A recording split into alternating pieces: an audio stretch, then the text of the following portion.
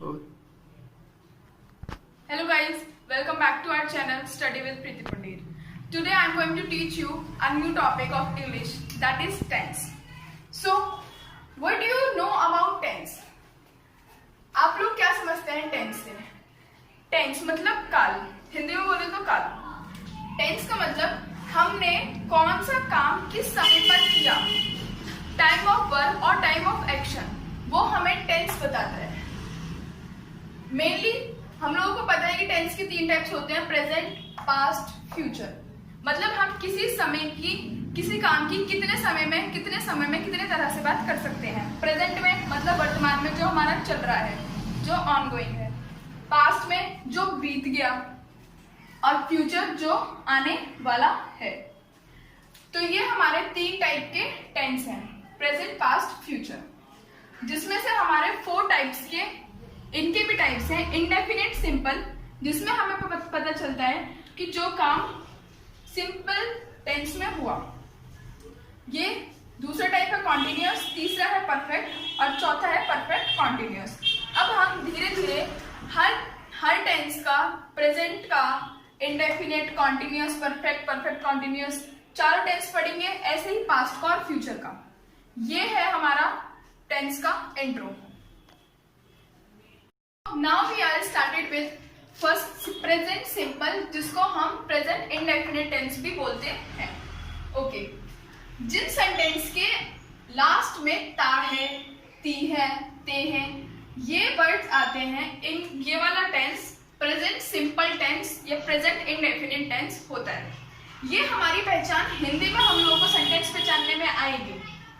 बाकी present simple या present indefinite का रूल क्या होता है, सब्जेक्ट प्लस वर्ब की फर्स्ट फॉर्म प्लस एस या ईएस प्लस ऑब्जेक्ट.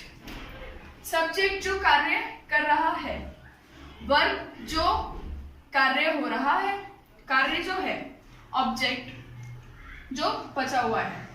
अब यहाँ पे एक चीज बच्चों को बहुत ज्यादा डाउट करती है कि मैम ये वर्ब के साथ फर्स्ट फॉर्म तो हमें ठीक है, पर ये एस या ईएस क्या होता है, हमें ये समझ नहीं आता. तो इसके लिए अगर वर्ब सिंगुलर है, तो हम लोग वर्ब के साथ एस या ईएस लगाएंगे. और वर्ब अगर प्लूरल है तो हम वर्ब के साथ एस या ईएस कुछ नहीं लगाएंगे. जैसे कि हम एक एग्जाम्पल लेते हैं, राम पत्र लिखता है. अगर हमारे पास ये ताहे आया है तो हम समझ गए ताहे, हमने यहाँ पे भी लिखा है ताहे, तो ये हमारे पास टेंस है प्रेजेंट सिंपल या प्रेजेंट इंडेफिनिट. तो हम इसके लिए रूल लगाएंगे सब्जेक्ट. सब्जेक्ट कौन है, जो कार्य कर रहा है, जो है कर्ता, राम. राम के साथ क्रिया क्या कर रहा है, राम लिखता है, लिखने को बोलते हैं राइट. तो राम राइट. अभी ऐसे ही छोड़ के आप लोग सिर्फ राइट पे कॉन्सेंट्रेट करें, राइट. पत्र को letter, a letter, Ram writes a letter. Okay, अब हम लोग यहाँ पे देखेंगे कि यहाँ पे हम लोगों ने ये एस क्यों लगाया है. अगर राम सिंगुलर है, राम सिंगुलर मतलब राम एक ही है, और हमने वर्ब भी उसके हिसाब से एक ही लेनी है, तो उसके साथ एस आया है, वर्ब के साथ, उसके साथ वर्ब के साथ एस आया है. अगर हम दूसरा एग्जाम्पल लेते हैं, तुम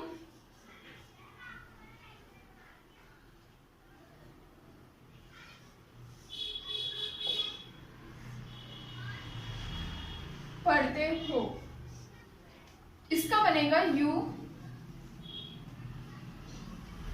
रीड. और हम और ले सकते हैं, से हम गाना गाते हैं. इसमें हमारे पास ते है, तो टेंस कौन सा, प्रेजेंट सिंपल या प्रेजेंट इंडेफिनिट. हम मतलब वी. अब गाना गाते हैं, गाना तो हम सबको पता है सॉन्ग होता है, और गाते हैं कि क्रिया कौन सी होती है, सिंग, और गाने के लिए सॉन्ग. तो अब हमें लिखेंगे वी सिंग अ सॉन्ग. अब हमें ये पता है वी जो है वी प्लूरल है, तो प्लूरल के साथ प्लूरल वर्ब, ठीक है जी मैम, हमने वर्ब तो ले ली सिंग, हमने इसमें एस क्यों नहीं लगाया? क्योंकि ये जो वी है ये प्लूरल है हमारे पास, तो वर्ब भी प्लूरल रहेगी और प्लूरल वर्ब के साथ कोई एस या ईएस नहीं आएगा। मुझे लगता है आप सब लोगों को इतना बात समझ आ गई होगी। बस कुछ और एग्जांपल्स हैं प्रेजेंट सिंपल या प्रेजेंट इंडेफिनिट टेंस में। Example, Rohan and Sohan play football. अब रोहन एंड सोहन, सब्जेक्ट दो सब्जेक्ट का मतलब सब्जेक्ट प्लूरल, वर्ब के साथ ना एस ना ईएस, प्ले मतलब खेलना।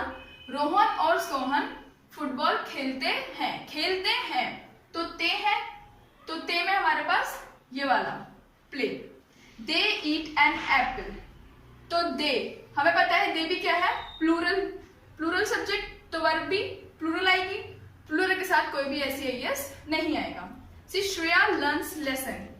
Shreya, as we all know that Shreya is singular person, Shreya तो learns, तो श्रेया के साथ वर्ब जो आएगी वो एस के साथ, वो उसमें एस आएगा। तो Geetika, Sneha and Rahul, they are 3 persons, it means they are plural subjects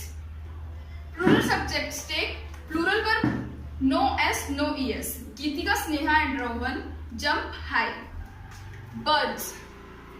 birds fly in the sky।